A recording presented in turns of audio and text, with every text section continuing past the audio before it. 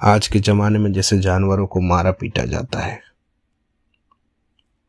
लेकिन दो बैलों की क्या अपने मालिक के प्रति वफादार होते हैं, ये आपको इस कहानी में सुनने को मिलेगी। तो वीडियो पूरा सुने, देखे, आनंद ले। प्रेमचंद की कथा दो बैल। ये कहानी हीरा और मोती के नाम के दो बैलों के इर्द गिर्द घूमती है।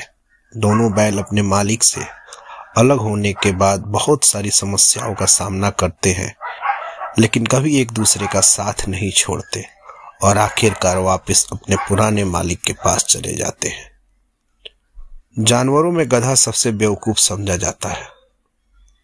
जब हम किसी शख्स को परले दर्जे का अहमक कहना चाहते हैं तो उसे गधा कहते हैं। गधा वाकई बेवकूफ है या उसकी सादा लौही और इंतहा दर्जा की कुवियत ए बर्दाश्त ने उसे यह खिताब दिलवाया है।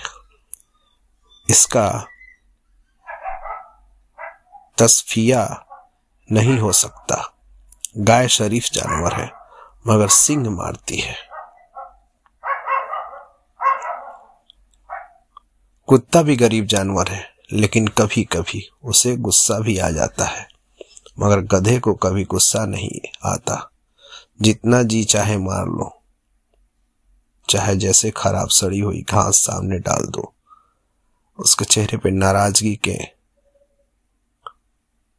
आसार कभी नजर ना आएंगे।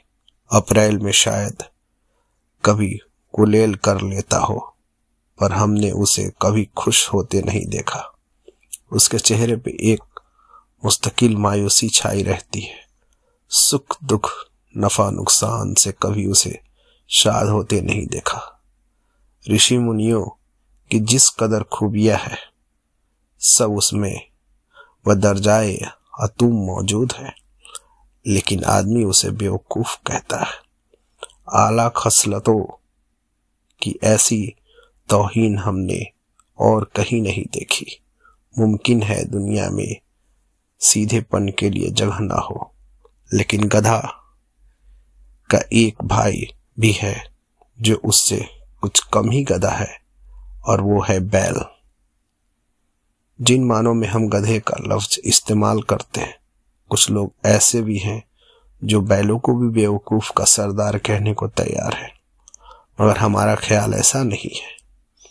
बैल कभी कभी मारता है, कभी कभी अड़ियल बैल भी देखने को आते हैं, और कभी कई तरीकों से वो अपनी नापसंदगी और नाराजगी का इजहार कर देता है, लिहाजा उसका दर्जा गधे से नीचे है। झूरी काक्षी के पास दो बैल थे। एक का नाम था हीरा और दूसरे का मोती। दोनों देखने में खूबसूरत, काम में चौकस, दिल डौल में ऊंचे। बहुत दिनों से एक साथ रहते रहते दोनों में मोहब्बत हो गई थी। जिस वक्त ये दोनों बैल हल या गाड़ी में जुते जाते और गर्दन हिला हिला कर चलते, तो हर एक की यही कोशिश होती कि ज्यादा बोझ मेरी ही गर्दन पर रहे। एक साथ नाद में मुंह डालते, एक मुंह हटा लेता तो दूसरा भी हटा लेता, एक साथ ही बैठते। एक मर्तबा झुर्री ने दोनों बैल चंद दिनों के लिए अपने ससुराल भेजे। बैलों को क्या मालूम वो क्यों भेजे जा रहे हैं। समझे मालिक ने हमें बेच दिया। अगर उन बेजुबानों को जबान होती तो झुर्री से पूछते, तुमने हम गरीब को क्यों निकाल दिया? हमने कभी दाने चारे की शिकायत तक नहीं की। तुमने जो कुछ खिलाया सर झुकाकर खा लिया, फिर तुमने हमें क्यों बेचा? किसी वक्त दोनों बैल नए गांव जा पहुंचे। दिन भर भूखे थे। दोनों का दिल भारी हो रहा था। जिसे उन्होंने अपना घर समझा था वो उनसे छूट गया था। जब गांव में सोता पड़ गया तो दोनों ने जोर मारकर रस्से तुड़ा लिए और घर के तरफ चले। झुर्री ने सुबह उठकर देखा तो दोनों बैल चरनी पे खड़े थे। दोनों के घुटने तक पांव कीचड़ में भरे हुए थे, लेकिन दोनों की आंखों में मोहब्बत की नाराजगी छलक रही थी। झुर्री उनको देखकर मोहब्बत से बावला हो गया और दौड़कर उनके गले लिपट गया। घर और गांव में लड़के जमा हो गए और तालियां बजा बजा कर उनका खैर मकदम करने लगे। कोई अपने घर से रोटियां लाया तो कोई गुड़ लाया तो कोई भूसी। झुर्री की बीवी ने बैलों को दरवाजे पे देखा तो जल उठी। बोली, कैसे नमक हराम बैल हैं, एक दिन भी वहां काम न किया, भाग खड़े हुए। झुर्री अपने बैलों पर यह इल्जाम बर्दाश्त न कर सका। बोला, नमक हराम क्यों है? चारा न दिया होगा तो क्या करते? औरत ने तुनक कर कहा, बस तुम ही बैलों को खिलाना जानते हो, और तो सभी पानी पिला पिला कर रखते हैं। दूसरे दिन झुर्री का साला, जिसका नाम गया था, झुर्री के घर आया और बैलों को दोबारा ले गया। अब के उसने गाड़ी में जोता। शाम को घर पहुंचकर गया ने दोनों को मोटी रस्सी से बांधा और फिर वही खुशक भूसा डाल दिया। हीरा और मोती इस बर्ताव के आदी न थे। झुर्री उन्हें फूल की छरी से भी नहीं मारता था। यहाँ मार पड़ी उस पर खुशक भूसा, नाद की तरफ आंख भी न उठाई। दूसरे दिन गया ने बैलों को हल में जोता, मगर उन्होंने पांव न उठाया। एक मर्तबा जब उस जालिम ने हीरा की नाक पर डंडा जमाया तो मोती गुस्से से मारे आपे से बाहर हो गया। हल लेके भागा। गले में बड़ी बड़ी रस्सियां न होती तो वो दोनों निकल गए होते। मोती तो बस ऐंठ कर रह गया। गया आ पहुंचा और दोनों को पकड़कर ले चला। आज दोनों के सामने फिर वही खुशक भूसा लाया गया।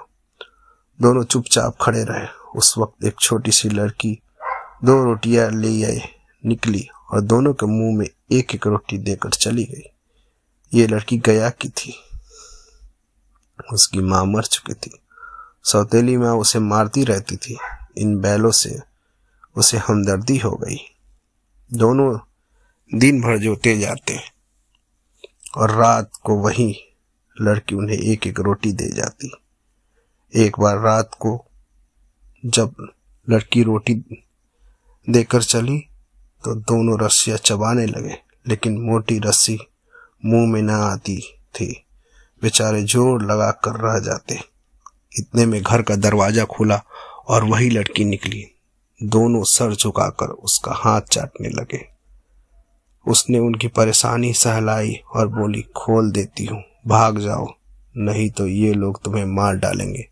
आज घर में मशवरा हो रहा था कि तुम्हारी नाक में नथ डाल दी जाए। उसने रस्से खोल दिया और फिर खुद ही चिल्लाई, ओ दादा, ओ दादा। दोनों फूफा वाले बैल भागे जा रहे हैं, दौड़ो दौड़ो। गया घबरा कर बाहर निकला। उसने बैलों का पीछा किया, वो और तेज गए। गया ने जब उनको हाथ से निकलते देखा तो गांव के कुछ और आदमियों को साथ लेने के लिए लौटा। फिर क्या था, दोनों बैलों को भागने का मौका मिल गया। सीधे दौड़ चल गए। रास्ते का ख्याल भी न रहा। बहुत दूर निकल गए। तब दोनों एक खेत के किनारे खड़े होकर सोचने लगे, अब क्या करना चाहिए। दोनों भूख से बेहाल हो रहे थे। खेत में मटर खड़ी थी। चरने लगे। जब पेट भर गया तो दोनों उछलने कूदने लगे। देखते क्या हुआ कि एक मोटा ताजा सांड झूमता चला आ रहा है। दोनों दोस्त जान हथेली पर लेकर आगे बढ़े। जो ही हीरा झपटा, मोती ने भी पीछे से हल्ला बोल दिया। सांड उसकी तरफ मुड़ा तो हीरा ने ढकेलना शुरू कर दिया। सांड गुस्से में पीछे मुड़ा तो हीरा ने दूसरे पहलू से सींग रख दिए। बेचारा जख्मी होकर भागा। दोनों ने दूर तक तुआकूब किया। जब सांड बेदम होकर गिर पड़ा तब जाकर दोनों उसका पीछा छोड़े। दोनों फतेह के नशे में झूमते चले जा रहे थे। फिर मटर के खेत में घुस गए। अभी 2-4 मुंह मारे थे कि 2 आदमी लाठी लेकर आ गए। दोनों बैलों को घेर लिया। दूसरे दिन दोनों दोस्त काजी हाउस में बंद थे। उनकी जिंदगी में पहला मौका था कि खाने को तिनका भी न मिला। वहां कई भैंसें भी थी, कई बकरियां, घोड़े, गधे, मगर चारा किसी के सामने न था। सब जमीन पर मुर्दे की तरह पड़े थे। रात को जब खाना न मिला तो हीरा बोला, मुझे तो मालूम होता है कि जान निकल रही है। मोती ने कहा, इतनी जल्दी हिम्मत न हारो भाई, यहाँ से भागने का कोई तरीका सोचो। बाड़े की दीवार कच्ची थी। हीरा ने अपने नुकीले सींग दीवार में गाड़ कर सुराख किया और फिर दौड़ दौड़ कर दीवार से टक्करें मारी। टक्करों की आवाज सुनकर काजी हाउस का चौकीदार लालटेन लेकर निकला। उसने जो ये रंग देखा तो दोनों बैलों को कई डंडे रसीद की और मोटी रस्सी से बांध दिया। हीरा और मोती ने फिर भी हिम्मत न हारी। फिर उसी तरह दीवार में सींग मारते रहे। दीवार का गिरना था कि जानवर उठ खड़े हुए। घोड़े, भेड़, बकरियां, भैंसे सब भाग निकले। हीरा मोती रह गए। सुबह होते मुंशियों, चौकीदारों और दूसरे मुलाजमीन में खलबली मच गई। उसके बाद उनकी खूब मरम्मत हुई। अब और मोटी रस्सी से बांध दिया गया। 1 हफ्ते तक दोनों बैल वहां बंधे रहे। खुदा जाने काजी हाउस के आदमी कितने बेदर्द थे। किसी ने बेचारों को एक तिनका भी न दिया। एक मर्तबा पानी दिखा देते थे, ये उनका खुराक थी। दोनों कमजोर हो गए, हड्डियां निकल आई। एक दिन बाड़े के सामने डुगडुगी बजने लगी और दोपहर होते 40-50 आदमी जमा हो गए। तब दोनों बैल निकाले आए। लोग आकर उनकी सूरत देखते चले जाते। उन कमजोर बैलों को कौन खरीदता। इतने में एक आदमी आया जिसकी आंखें सुर्ख थी। वो मुंशी जी से बात करने लगा। उसकी शक्ल देखकर दोनों बैल कांप उठे। नीलाम हो जाने के बाद दोनों बैल उस आदमी के साथ चले जाते। अचानक उन्हें ऐसा मालूम हुआ कि ये रास्ता देखा हुआ है। हाँ, इधर ही से तो गया, उनको अपने गांव ले गया था। वही खेत, वही बाग, वही गांव। अब उनकी रफ्तार तेज हो गई, होने लगी। सारी थकान, सारी कमजोरी, मायूसी रफा हो गई। अरे, ये तो अपना खेत आ गया। ये अपना कुआं है जहां हर रोज पानी पिया करते थे। दोनों मस्त होकर कुलेल करते हुए घर की तरफ दौड़े। अपने थान पर जाकर खड़े हो गए। वो आदमी भी पीछे पीछे दौड़ाया। झुर्री दरवाजे पर बैठा खाना खा रहा था। बैलों को देखते ही दौड़ा और उन्होंने प्यार करने लगे। बैलों की आंखों से आंसू बहने लगे। उस आदमी ने आकर बैलों की रस्सियां पकड़ ली। झुर्री ने कहा, ये मेरे बैल हैं, तुम्हें कैसे मिले?